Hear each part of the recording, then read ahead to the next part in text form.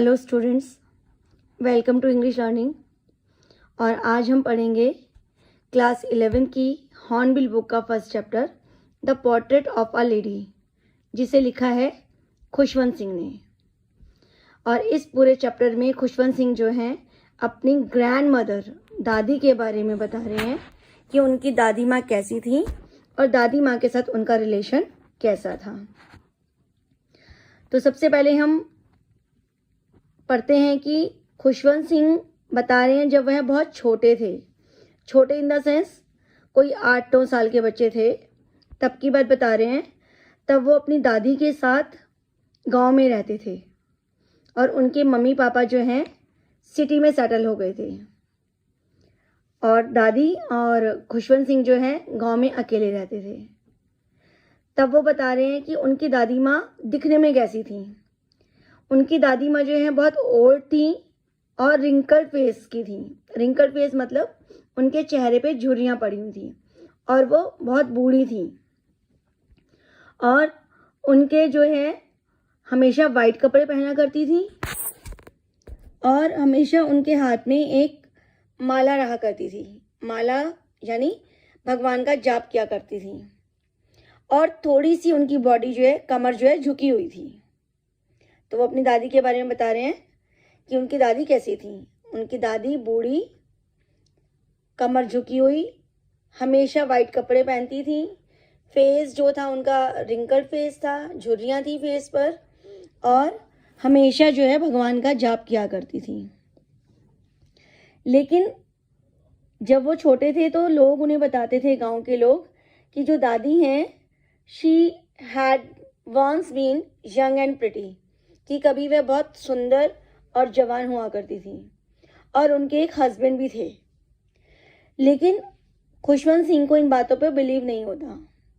उनको ऐसा लगता है कि ये सब जो है ना कहानियाँ होती हैं, कहानियों में सुनने में लगता है अच्छा। क्योंकि जब से खुशवंत सिंह का बर्थ हुआ है, यानी जब से उन्होंने होश संभाला है, अपनी दादी को वो ऐसे ही देख रहे हैं कि वो बहुत बूढ़ी हैं, झुकी हुई कमर है उनकी, सफ़ेद कपड़े पहनती हैं। तो उन्हें विश्वास ही नहीं हो रहा कि कभी वो बहुत खूबसूरत भी रही होंगी।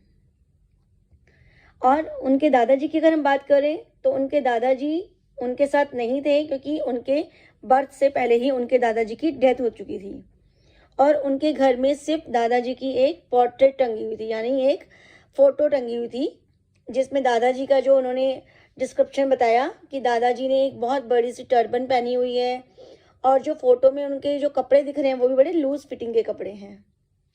और उनकी जो बियर्ड है, बियर्ड मतलब दाढ़ी, उनकी जो दाढ़ी है वो उनकी चेस्ट तक आ रही है और दिखने में ऐसा लग रहा है जैसे पता नहीं कितने बूढ़े 100 साल के इंसान होंगे वो।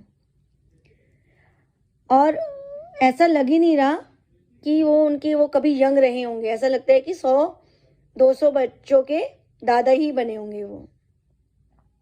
तो यहाँ पर उन्होंने अपनी दादी के बारे में बताया और दादू के बारे में बताया। अब वो बता रहे हैं कि दादी के साथ उनका कैसा रिलेशन था। तो बता रहे हैं कि grand mother and I were good friends. मैं और मेरी दादी माँ जो है बहुत अच्छे दोस्त थे। My parents left me with her when they went to live in a city. जब मेरे मम्मी पापा शहर में चले गए थे तो मुझे उनके पास ही छोड़ गए थे। अब दादी क्या क्या करती थी? She used to wake me up in the morning and get me ready for school. मेरी दादी माँ मुझे सुबह उठाया करती थी और स्कूल के लिए तैयार किया करती थी। और जब वो ये सारे काम करती थी कि मुझे उठाती थी, नहलाती थी, मुझे कपड़े पहनाती थी और सारे जब ये काम कर रही होती थी तो वो एक प्रेयर अपने मन मन में गुनगुना रही होती थी। प्रेयर मतलब भगवान का भजन कर रही होती थी। और उनको ऐसा लगता था कि शायद मैं सुन रहा हूँगा और मेरे को यही याद हो जाएगी। लेकिन दादी जी की खासियत और भी थी कि दादी जी जो है कभी भी खुशवंत सिंह को परेशान नहीं करती थी या प्रेशर नहीं देती थी कि नहीं आपको याद करनी ही पड़ेगी, आपको पढ़ना ही पड़ेगा, भगवान का भजन मेरे साथ करना ही पड़ेगा। वो खुद से गुनगुनाती रहती थी, बस इसी होप में कि जो है कभी तो खुशवंत सिंह जो है भजन करेंगे। फिर वो उनके स्कूल के लिए उनका बैग रेडी करती थी, उनके लिए स्लेट उनके बैग में रखती थी, चौक रखती थी, एक इंक पॉट रखती थी और सब बैग में रख करके उनको दे देती थी। और उनके खाने के लिए वो क्या करती थी, रोटी पर बहुत सारा बटर और शुगर लगा के उनको रोल करके दिया करती थी और स्कूल के लिए उन्हें छोड़ने जाया करती थी।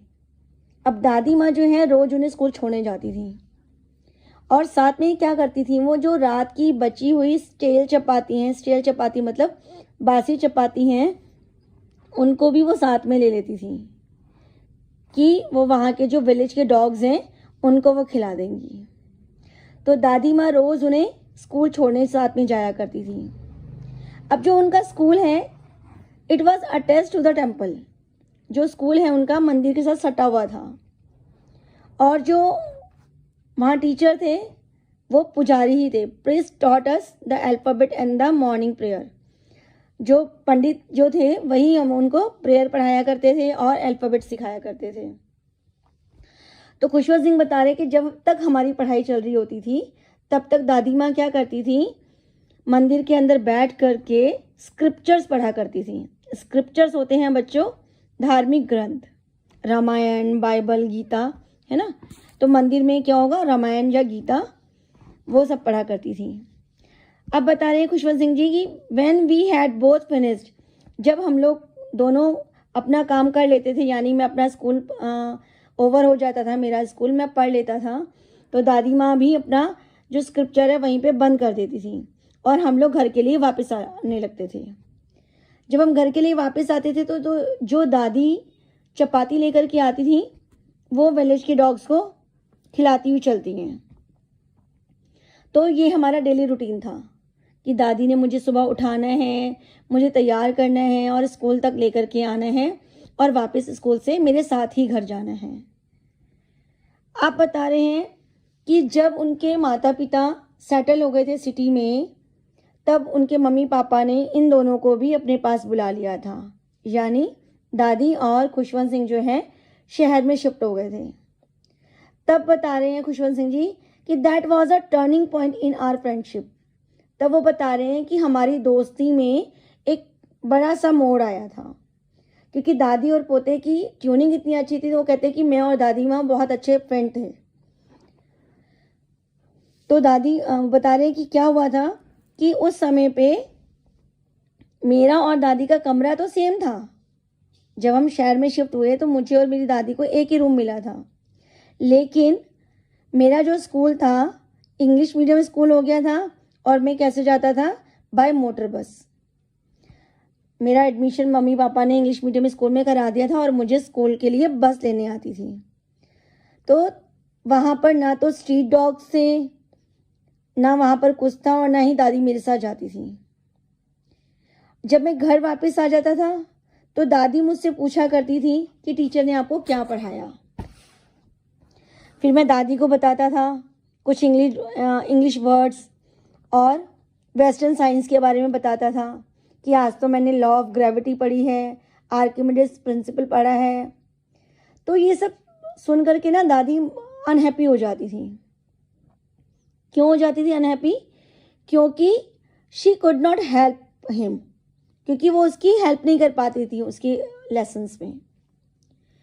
फिर वो सोचती थी कि इंग्लिश मीडियम स्कूल में पढ़ाई तो हो रही है लेकिन गॉड और स्क्रिप्चर्स के बारे में नहीं पढ़ाया जा रहा है, तो मे बी स्कूल पता नहीं कैसा होगा। तो उनको थोड़ी सी टेंशन हो जाती थी।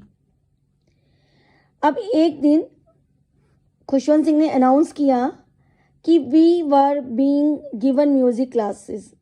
हम लोगों को स्कूल में म्यूज़िक भी सिखाया जा रहा है। और इस बात को सुनकर के दादी बहुत डिस्टर्ब हो जाती हैं। क्यों हो जाती हैं?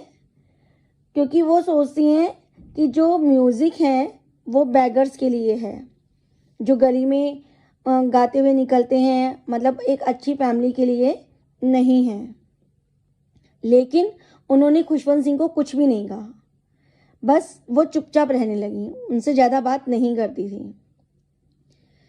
उसके बाद जब खुशवंत सिंह बड़े हो गए और यूनिवर्सिटी चले गए, यानी कॉलेज में उनका एडमिशन हो गया, फिर वो बता रहे हैं कि उनका जो रूम है वो भी अलग हो गया था। दादी से उनका रूम अलग हो गया था, दादी का रूम अलग था और उनका रूम अलग हो गया था। तब वो बता रहे हैं कि हमारी फ्रेंडशिप में ना सिर्फ एक कॉमन सा लिंक दिखाई देता था कि बस हम लोग बात नहीं कर पाते थे, हम लोग जो एक दूसरे को देख ही लिया करते थे कि हाँ दादी हैं घर में, और बातचीत जो है बहुत ज़्यादा कम हो गई थी। अब दादी जो है बिल्कुल अलोन हो गई थी। अब दादी क्या करती थी, उन्होंने स्पिनिंग व्हील का काम स्टार्ट किया, यानी चरखा काटने का काम स्टार्ट किया। From sunrise to sunset she sat by her wheel spinning and reciting prayers. सूरज निकलने से लेकर सूरज ढलने तक वो हमेशा अपना चरखा काटा करती थी और साथ साथ में अपने भजन किया करती थी। और जब दोपहर हो जाती थी तो दोपहर के समय पे वो आराम करने के लिए थोड़ी देर चली जाती थी अपने रूम में, और उस समय भी वो क्या करती थी, चिड़ियाओं को, स्पैरोज को फीड कराया करती थी। फीड कराना मतलब उनको दाना डाला करती थी। और जो चिड़िया थी उनके साथ भी उनका इतना अच्छा लिंक बन गया था कि बहुत सारी, यानी थाउजेंड स्पैरोज आकर के वहाँ बैठ जाती थी, और कुछ क्या करती थी, उनके लेग्स पर बैठ जाती थी, कुछ उनके शोल्डर्स पर बैठ जाती थी, यहाँ तक कि उनके हेड पर भी बैठ जाती थी। अब वो हमेशा क्या करती थी, स्माइल किया करती थी, कभी भी उनको जो है भगाया नहीं करती थी। तो that was the happiest half hour of the day. वो उनके पूरे दिन का जो है सबसे खुशनुमा आधा घंटा हुआ करता था जब वो चिड़ियाओं के साथ अपना टाइम स्पेंड करती थी। तो ऐसे ही जब तक उनका कॉलेज चल रहा था तो दादी का यही रूटीन बना हुआ था कि डेली चरखा काटना है उन्होंने, दोपहर के समय पे चिड़ियाओं को दाना डालना है। अब खुशवंत सिंह बताते हैं कि वो उन्हें विदेश जाना था अपनी हायर स्टडीज़ के लिए, और उन्होंने सोचा कि दादी माँ जो है ये सब सुन करके बहुत ज़्यादा अपसेट हो जाएंगी, क्योंकि मैं जो है 5 साल के लिए जा रहा हूँ और उनकी एज इतनी ज़्यादा हो चुकी है, मुझे लगता नहीं है कि शायद मैं वापस आऊँ तो शायद मैं अपनी दादी से दोबारा मिल भी पाऊँगा या नहीं। लेकिन ही वॉज रॉन्ग। दादी वॉज नॉट सेंटिमेंटल। वो, उनको दुख तो हो रहा था लेकिन उन्होंने शो नहीं किया, भावुक नहीं हुई, यहाँ तक कि वो उनको रेलवे स्टेशन तक छोड़ने भी आई, और उन्होंने अपने इमोशंस को बिल्कुल भी नहीं शो किया कि वो दुखी हो रही हैं। इवन वो प्रेयर ही गुनगुनाती रहीं, उनके दिमाग में जो है वो प्रेयर ही चल रही थी, और उनके हाथ में जो माला थी वो माला ही जपे जा रही थी। अब जैसे ही खुशवंत सिंह ट्रेन में बैठने लगे तो उन्होंने चुपचाप अपने पोते के फॉरहेड पर, यानी माथे पर एक किस किया, और खुशवंत सिंह को ऐसा लगा कि it was the last sign of physical contact between us. उनको ऐसा लग रहा था कि शायद अब ये लास्ट ही प्यार है मेरी दादी ने जो मुझे दिया है, पता नहीं आगे मैं वापस उनसे मिल भी पाऊँगा या नहीं मिल पाऊँगा। उसके बाद खुशवंत सिंह जब चले जाते हैं तो दादी का फिर वही रूटीन होता है, अपना spinning wheel and feed the sparrows. फिर एक दिन 5 साल बाद जब ऑथर वापस आते हैं अब्रॉड से, तो क्या होता है कि वो बहुत तब भी वो उन्हें लेने आती हैं, स्टेशन पर उनको वो लेने आती हैं, लेकिन तब भी वो उनसे कोई बात नहीं करती हैं, बस उनको गले मिलती हैं। और तब ऑथर बताते हैं कि मैंने फर्स्ट टाइम बड़े ध्यान से सुना कि दादी जी क्या गुनगुनाती हैं। अब वो घर आ जाते हैं, घर आने के बाद एक दिन शाम को कहते हैं मुझे बड़ा अलग सा लगा कि दादी ने आज प्रेयर नहीं करी है, प्रार्थना नहीं कर रही हैं, बल्कि उन्होंने क्या किया है, आसपास की बहुत सारी औरतों को इकट्ठा कर लिया है और एक ढोल बजाने लगी हैं। ढोलक जैसे हम लोग बजाते हैं ना बच्चों, कीर्तन करते हैं, गाने गाते हैं, खुशी के गीत गाते हैं, तो वो बहुत ज़ोर ज़ोर से गाने गाने लगी हैं और कई घंटों तक उन्होंने उन गानों को गाया है। और उस समय वो ऑथर बता रहे हैं कि हमने उन्हें कई बार मना किया कि आप ओवर स्ट्रेनिंग मत कीजिए, यानी आप बहुत ज़्यादा टेंशन मत लो, ज़्यादा काम मत करो, नहीं तो आप बीमार पड़ जाओगे। लेकिन फर्स्ट टाइम ऑथर कहते हैं ऐसा हुआ कि दादी ने प्रे नहीं की और सिर्फ वो गाने ही गा रही थी। अब क्या हुआ बच्चों, उन्होंने 6-7 घंटे लगातार ढोलक बजाई और खूब ज़ोर ज़ोर से गाने गाए, तो तो next morning she was taken ill, फिर वो क्या हो गया, बीमार पड़ गई। डॉक्टर को बुलाया, डॉक्टर ने कहा it was a mild fever, कि हल्का हल्का बुखार है, ठीक हो जाएगा। लेकिन जो दादी माँ थी, शी थॉट डिफरेंटली, उनकी सोच जो है अलग ही चल रही थी। और वो सोच रही थी perhaps her and was near, कि शायद उनका जो अंतिम समय है वो आ चुका है, यानी अब वो शायद उनकी डेथ होने वाली है, उनको ऐसा फील हो गया था। तो वो क्या बोलती हैं ऑथर से कि मुझे सिर्फ प्रेयर करनी है, आप लोग मुझे डिस्टर्ब मत करो, क्योंकि मैं आप लोगों के साथ बात करके अपना जो समय है वो वेस्ट नहीं करना चाहती हूँ। तब ऑथर बताते हैं कि मैं और मेरी पूरी फैमिली है, हम लोगों ने उन्हें बहुत प्रोटेस्ट किया, कि उन्हें बहुत बोला कि आप हमसे बात करिए, लेकिन शी इग्नोर्ड, उन्होंने क्या किया, इग्नोर कर दिया। और वो पीसफुली बेड पर लेटी रहीं, प्रेयर करती रहीं और अपने माला को जपती रहीं। अचानक से खुशवंत सिंह बता रहे हैं कि मैंने जब देखा कि हर लिप्स स्टॉप्ड मूविंग, उनके जो होठ हैं गुनगुनाने बंद कर दिए हैं, उनकी जो माला है वो उनकी फिंगर से गिर गई है, तब उन्हें पता चला कि शी वॉज डेड, कि उनकी डेथ हो गई है। अब जैसे कि ये कस्टम्स होते हैं, जैसे कि हमारी रीति रिवाज हैं, कि उनको उन्होंने बेड से उतारा और एक रेड चादर से ढक दिया। काफ़ी देर वो उस रूम में बैठे रहे और उसके बाद वो फिर उनके स्ट्रेचर वगैरह लेने गए, कि उनके फ्यूनरल के लिए, फ्यूनरल मतलब अंतिम संस्कार के लिए। जब वो लोग वहाँ से गए और वापस आए तो उन्होंने देखा कि उनके कमरे में और कमरे के बाहर बरामदे में बहुत सारी चिड़ियाँ, हज़ारों चिड़िया जो हैं आकर के बैठी हुई हैं। तो ऑथर की माँ ने सोचा कि मे बी ये आज भी ब्रेड क्रम्ब खाने ही आई हैं, लेकिन ऑथर की मम्मी ने कुछ ब्रेड क्रम्ब्स चिड़ियाओं के लिए बिखेरे भी, लेकिन चिड़ियाओं ने एक भी ब्रेड क्रम्ब को नहीं खाया, एक भी टुकड़ा नहीं खाया। वो साइलेंटली क्वाइटली वैसे ही बैठी रही।